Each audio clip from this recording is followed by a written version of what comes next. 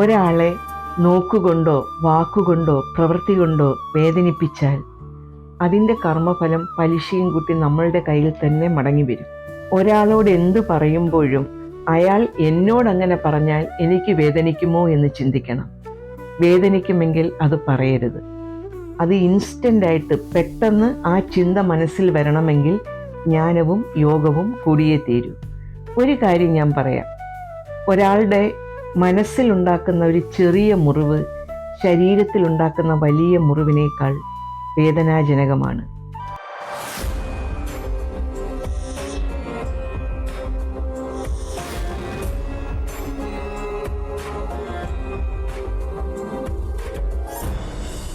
ഹസ്തിനപുരത്ത് ദ്രോണാചാര്യരുടെയും കൃപാചാര്യരുടെയും നേതൃത്വത്തിൽ കുമാരന്മാരെയെല്ലാം, കൗരവരെയും പാണ്ഡവരെയും എല്ലാവരെയും അസ്ത്രവിദ്യയും ആയുധകലകളും എല്ലാം അഭ്യസിപ്പിച്ചു. ഇവരുടെ പ്രകടനം, ഇവരെത്രമാത്രം അഭ്യസിച്ചു എന്നതിൻ്റെ പ്രകടനം കാണിക്കാൻ വേണ്ടി ഒരിക്കൽ ഒരു വേദി ഒരുക്കി. വിശിഷ്ടാതിഥികളെല്ലാം സന്നിഹിതമായിരുന്ന വേദി. പാണ്ഡവരിൽ അർജുനൻ അതീവ സാമർഥ്യത്തോടെ അസ്ത്രവിദ്യയും ആയുധകലകളുമെല്ലാം പ്രദർശിപ്പിച്ചപ്പോൾ ജനം കൈയടിച്ചു പ്രോത്സാഹിപ്പിച്ചു. എല്ലാവരും അതിശയിച്ചു. അർജുനന്റെ സാമർഥ്യത്തെ വാനോളം പുകഴ്ത്തി. പെട്ടെന്ന് സദസ്സിൽ നിന്നൊരാൾ വന്നു പറഞ്ഞു, ഇപ്പോൾ നിങ്ങൾ കയ്യടി കൊടുത്തില്ലേ, അർജുനൻ കാണിച്ച ഏത് അഭ്യാസവും എനിക്കും ചെയ്യാൻ സാധിക്കും. അതൊരു വെല്ലുവിളിയായിരുന്നു. എല്ലാവരുടെയും കണ്ണുകൾ ആ വെല്ലുവിളിച്ചവനിലേക്ക് തിരിഞ്ഞു. അത് മറ്റാരുമായിരുന്നില്ല, കുന്തിക്ക് സൂര്യഭഗവാനിൽ ജനിച്ച കർണനായിരുന്നു. കർണൻ സൂതപുത്രൻ എന്നെല്ലാവരും പരിഹസിച്ച് മാറ്റി നിർത്തിയപ്പോഴും ക്ഷത്രിയ രക്തമുള്ള കർണന് ആയുധകലയോടും അസ്ത്രവിദ്യയോടുമുള്ള അഭിനിവേശം അടക്കാനായില്ല. അദ്ദേഹം പല ഗുരുക്കന്മാരെയും സമീപിച്ചു, വിദ്യ അഭ്യസിപ്പിക്കണമെന്ന് അപേക്ഷിച്ചു. പക്ഷേ ജാതിയുടെ പേരിൽ എല്ലാവരും അകറ്റി നിർത്തി. അവസാനം അദ്ദേഹം പരശുരാമന്റെ അടുത്ത് എത്തിപ്പെടുകയാണ് ചെയ്തത്. പരശുരാമൻ ബ്രാഹ്മണരെ മാത്രമേ വിദ്യ അഭ്യസിപ്പിക്കൂ എന്ന് അദ്ദേഹം കേട്ടിരുന്നു. അദ്ദേഹം പരശുരാമനോടൊരു കളവ് പറഞ്ഞു, താൻ ബ്രാഹ്മണനാണെന്ന്. വിദ്യ അഭ്യസിക്കാനുള്ള ത്വരയായിരുന്നു ആ കള്ളം പറച്ചിലിന്റെ പിന്നിൽ. പരശുരാമൻ കർണനെ ശിഷ്യനായി സ്വീകരിക്കുകയും പെട്ടെന്നാണ് കർണൻ പരശുരാമന്റെ ഹൃദയത്തിലേക്ക് കടന്നുകൂടുകയും ചെയ്തത്. കാരണം ഏത് കാര്യം പഠിപ്പിച്ചു കൊടുത്താലും പഠിപ്പിക്കുന്നതിന്റെ ഇരട്ടി റിസൾട്ടാണ് കർണനിൽ നിന്ന് കിട്ടുന്നത്.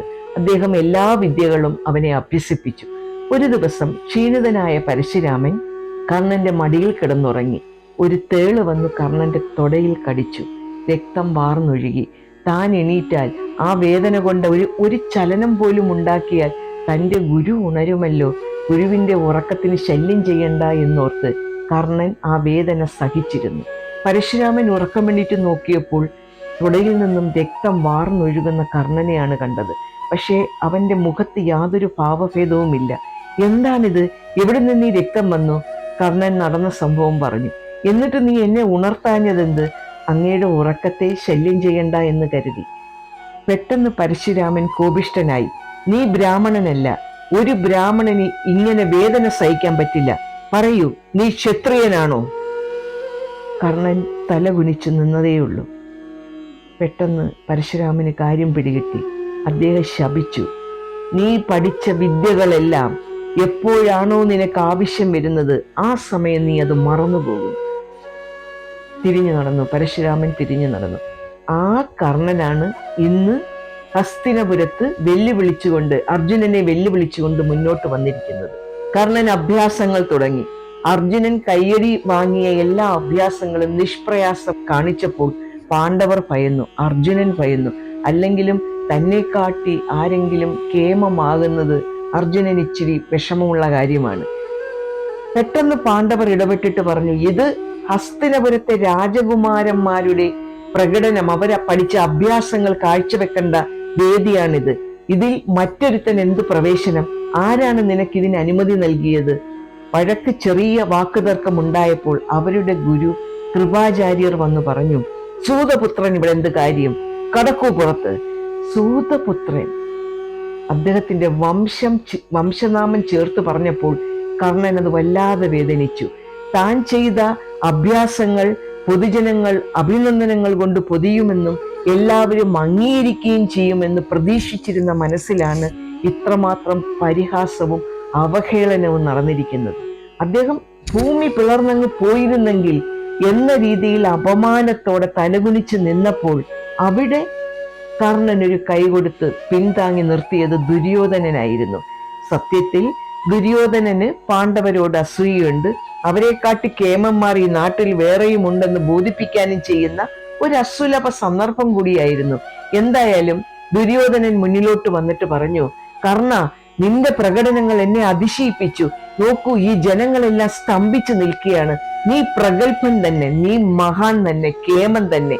നിനക്ക് ഇതിനുള്ള ഒരു പ്രത്യുപകാരമായി, എന്റെ സന്തോഷമായി അംഗരാജ്യത്തെ രാജാവാക്കി ഞാൻ നിന്നെ നിയോഗിച്ചിരിക്കുന്നു.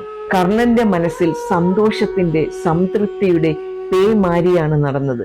അദ്ദേഹം മനസ്സുകൊണ്ട് ദുര്യോധനന് സമർപ്പിച്ചു, മനസ്സുകൊണ്ട് കീഴടങ്ങി.